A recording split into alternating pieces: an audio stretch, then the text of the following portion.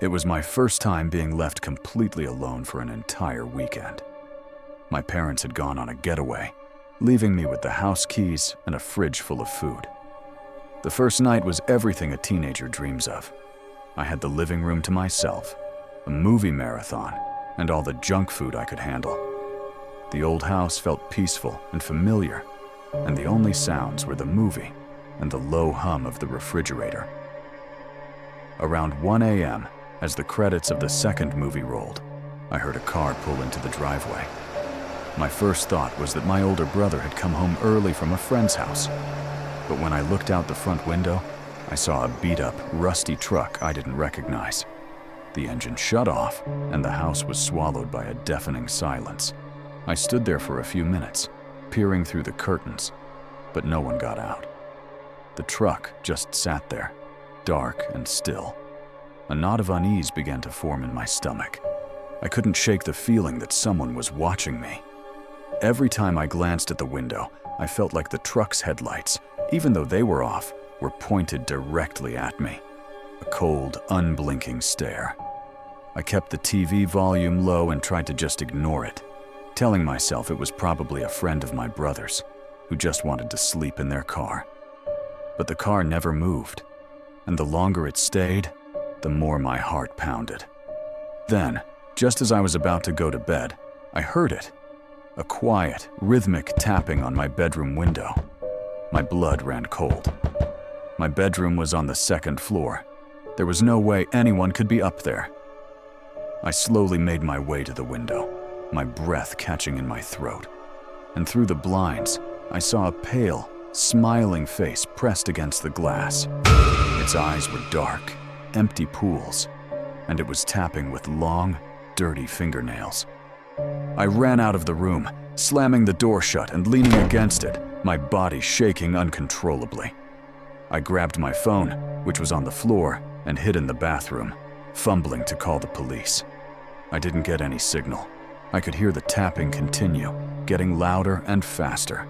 And then I heard a muffled voice from the other side of the bathroom door, a low, guttural growl. "Let me in." I stayed in the bathroom all night, listening to the tapping and the growling. I never saw the truck again, but every night when I'm home alone, I can hear a faint tapping coming from the upstairs window, and I know it's not the wind.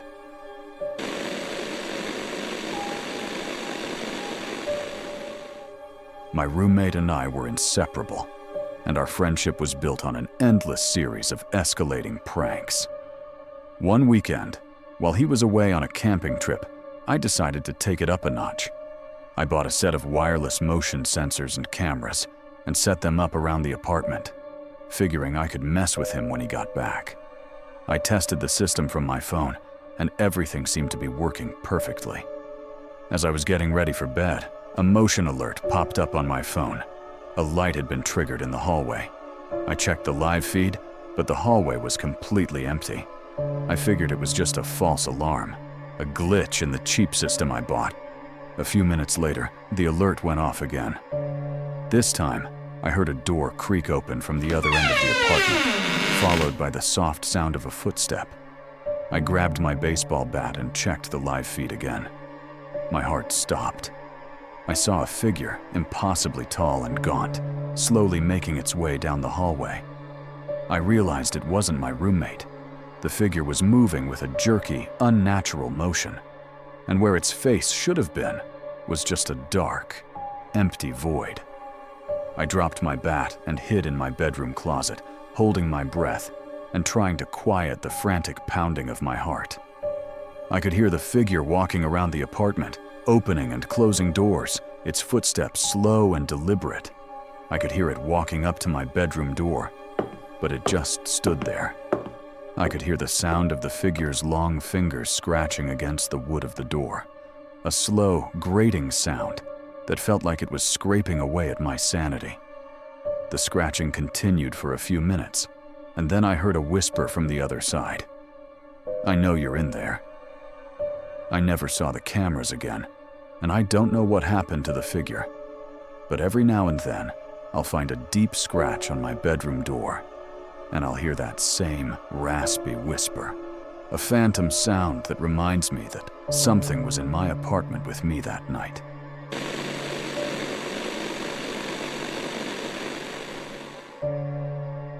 I was house-sitting for a friend, a beautiful old house in a rural area, surrounded by nothing but open fields and dense woods.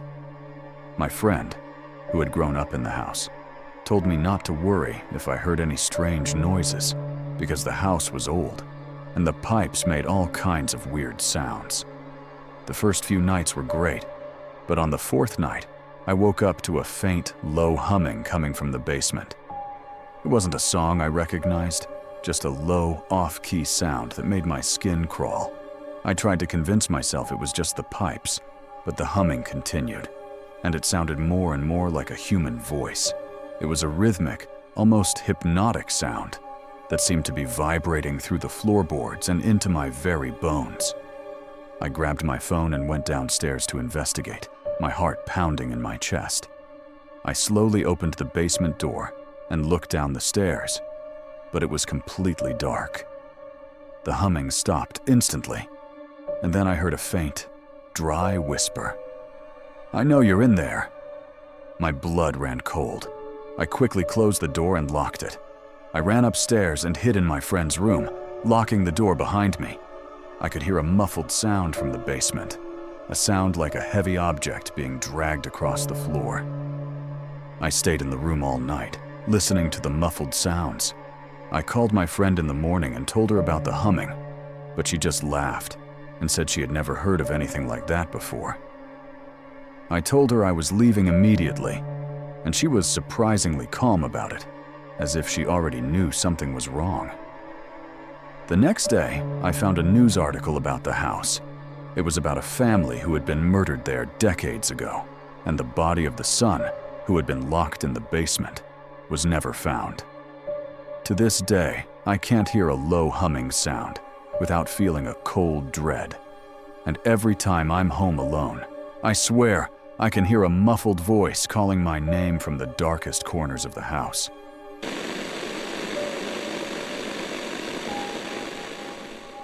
My family took a last-minute trip, so I was left in charge of our old farmhouse.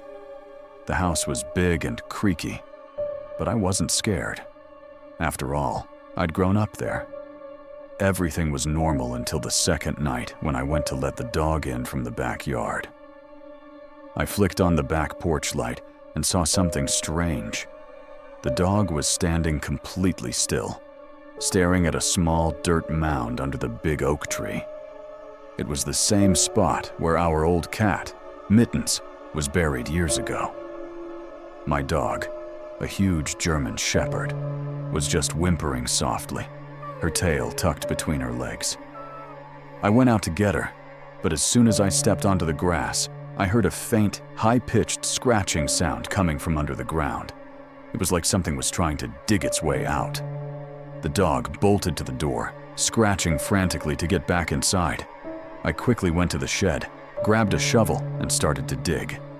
I got about a foot down and hit something hard. It wasn't a coffin or a box. It was just a smooth, cold stone. I looked at the stone and saw a message etched into it. It was a single word: help. I ran back into the house and locked all the doors and windows. The scratching sound got louder and louder until it sounded like it was coming from inside the house itself. I stayed awake all night, terrified. In the morning, I went back outside, and the hole was gone. The ground was flat and smooth, as if nothing had ever happened. My dad's shovel was back in the shed.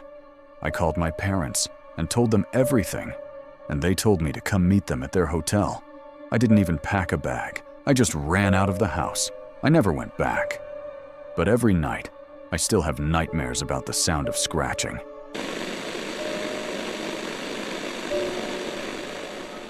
I was house-sitting for a retired professor while he was on vacation.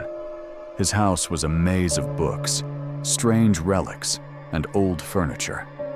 I was exploring the house when I came across a small door in the back of the study, a door I had never noticed before. The door was covered in strange symbols and markings. I tried to open it, but it was locked. I was curious, so I went to the professor's desk and looked for the key. I found it in a small carved wooden box. It was a strange key, a key with a small glowing gem at its head. I went back to the door and unlocked it. I pushed it open, and the room was completely dark. The air was cold and stale, and I could smell the scent of old books and dust. I used my phone's flashlight to look around the room, and I saw a strange symbol on the back wall. It was a glowing circle with 3 lines inside.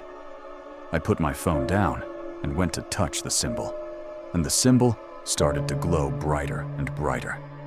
I saw the professor's silhouette standing behind me in the doorway, a look of pure terror on his face.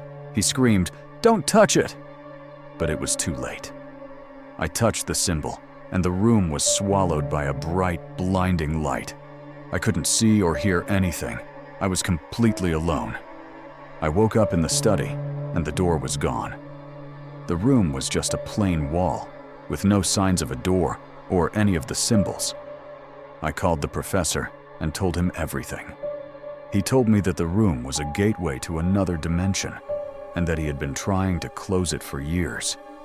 He told me that I was lucky to be alive. I told him I was leaving immediately, but he told me I couldn't leave. He told me I was trapped. To this day, I'm still in the house, a prisoner in a house of horror.